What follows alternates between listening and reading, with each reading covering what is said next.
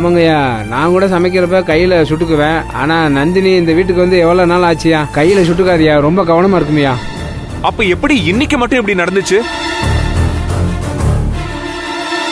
அது வந்துங்கய்யா, காப்பி போடலான்னு புள்ள வந்திருக்கு. சரி செம்பு இருக்கே, செம்பு எடுத்து ஓரமாக வச்சு காப்பி போடலாம் வச்சு செம்பு தொட்டுக்கு செம்பு சூடாக இருந்தாலும் கை காயமாச்சியா.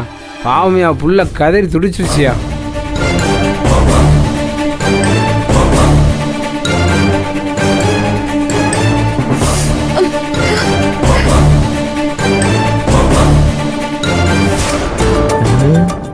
இந்த 2 பேருக்குமே மொழியே சரியில்லையே. என்னமோ ஒன்று பிளான் பண்ணியிருக்காங்க, ஆனால் அதை நம்மகிட்ட சொல்ல மாட்டாங்க. கல்யாணம், பொதுவா இந்த சொம்பு பாத்திரத்தை அடுப்புல வச்சு சூடு பண்ண மாட்டீங்கல்ல? நம்ம செம்பு பாத்திரமா வச்சு சூடு பண்ணது இல்லையா, தண்ணி அதான் என் சுடுதண்ணி வைக்கிறதுக்கலாம் அதுக்குன்னு தனியாக பாத்திரம் வச்சுருக்கோமியா. அப்போ வெறும் பாத்திரத்தை அங்க வச்சுட்டு சூடு பண்ணது யாரு?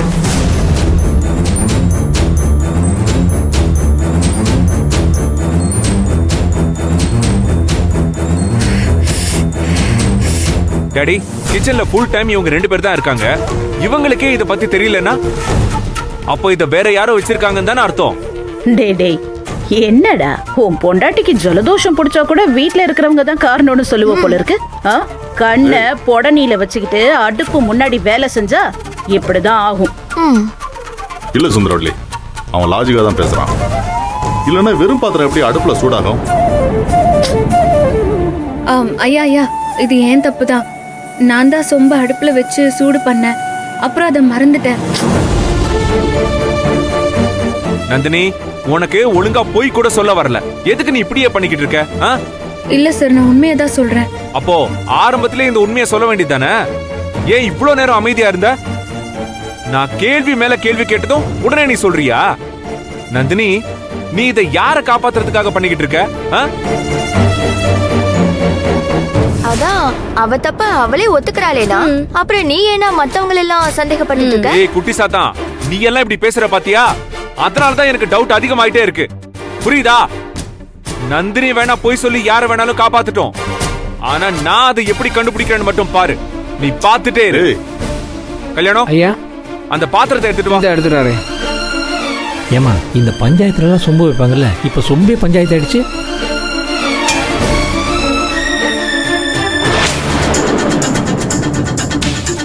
சீக்கிரம் வா. இந்த வந்துட்டேன். குடுங்கய்யா. டாடி, இது என்னது? இது பூஜை ரூம்ல இருக்க வேண்டிய சொம்பு தானே டாடி? இது எப்படி அந்த கிச்சன்ல, அதுவும் அடுப்பு மேல வந்துச்சு? எப்படி வந்துச்சு? டேய், இந்த ஆராய்ச்சி எல்லாம் அப்புறம் பண்ணிக்கலாம்டா. இந்த காயம் பெருசாயிட போதுடா. அவளை ஹாஸ்பிட்டல் கூட்டிட்டு போயிட்டு வா. கூட்டிட்டு போடா. சரி டாடி, வா நந்தினி வா. இல்ல வேணாம் சார், விடுங்க. இது வெறும் சூடு தானே, நான் இங்கேயே மருந்து போட்டுக்கிறேன். அதெல்லாம் முடியாது, நீ வா. நீ சொன்ன கேளு. வேண்டாம் சார், விடுங்க. இப்பதான் கல்யாணம் அண்ணன் வாழை மட்டையை பிழிஞ்சு விட்டாருல்ல, நான் அதே பிழிஞ்சுக்கிறேன். நந்தினி, நான் சொல்றது ஒன்னும் ஆகல சார், நான் பாத்துக்கிறேன். வா வா வாங்க, நல்லா வேடிக்கை பார்த்துட்டு இருப்பீங்க. பார்த்து கொண்டு போமா, சீக்கிரம் பத்திரம்.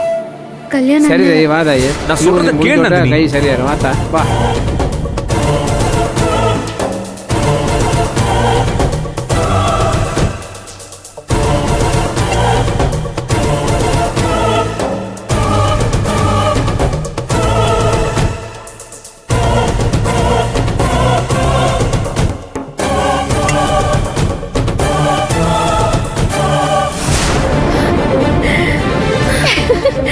ஐயோ அக்கா அக்கா அக்கா, சூப்பர்க்கா, கைய கொடு. அப்பா, ஒரு வழியா நாம நினைச்சதை செஞ்சு முடிச்சிட்டேன். நம்ம அவ்வளவு தடவை என்னென்னமோ பண்ணியும் தப்பிச்சிட்டே இருந்தா, கடைசியில ஒரு சொம்ப வச்சு அவளை காலி பண்ணிட்ட பாத்தியா? சூப்பர்க்கா, சான்ஸே இல்ல. அப்பா, கொஞ்சம் கூட மிஸ் ஆகல. அப்படியே நான் நினைச்ச மாதிரியே நடந்துச்சு. பாதியில் விட்டு வந்துட்டாங்க. சத்தம் வீடு முழுக்க கேக்குது. இதுக்கு இவங்க கீழே நின்று பேசியிருக்கலாம். ஓஹோ, இதைத்தான் அக்காவும் தங்கச்சியும் எனக்கு தெரியாம பிளான் பண்ணீங்களா? வால்யூமை கொஞ்சம் குறைச்சு பேசுங்கம்மா, வெளியில சத்தம் கேக்குது. அதெல்லாம் எங்களுக்கு நல்லா தெரியும். நாங்க என்ன ஒண்ணு கூடி உட்காந்து இந்தியாவுக்கு பட்ஜெட்டா போட போறோம். ஆனா சுரேகா, நல்ல வேலை இந்த மனுஷனுக்கு தெரியாம இந்த வேலையெல்லாம் பண்ணோம். தெரிஞ்சிருந்ததுன்னு வெய்யி, நல்லா நடுவுல உள்ள பூந்து எல்லா காரியத்தையும் கெடுத்துப்பாரு. ஏற்கனவே கண்ணு போச்சு, கையு போச்சு, இப்போ என்ன போயிருக்கோன்னே தெரியாது.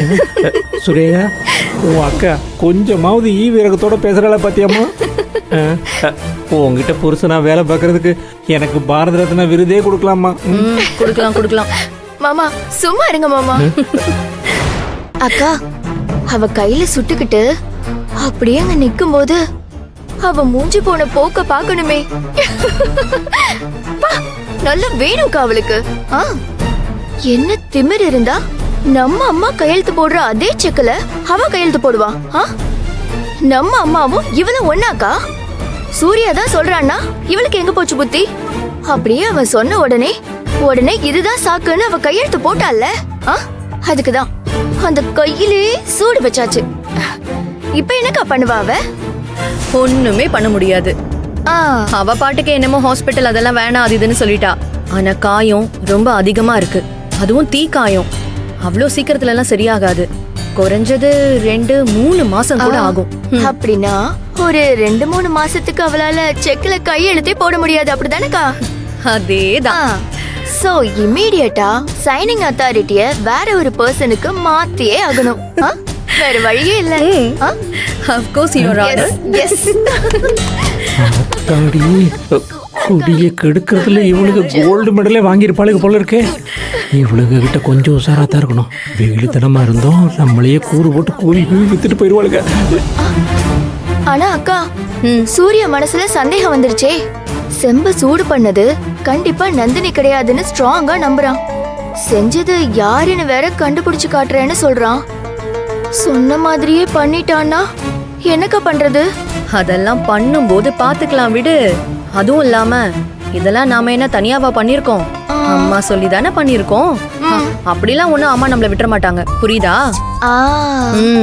நான் இந்த பாயிண்ட மறந்தே போயிட்டேன். கரெக்டுக்கா.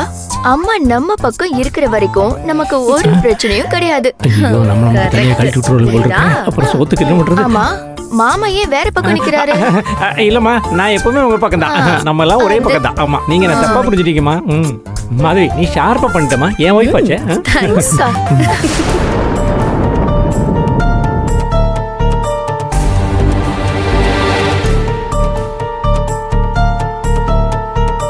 ஐயா கூப்பிட்டீங்களே, சொல்லுங்க ஐயா. கல்யாணம் கல்யாணம் ஐயா, நான் ஒன்னு கேக்குறேன்.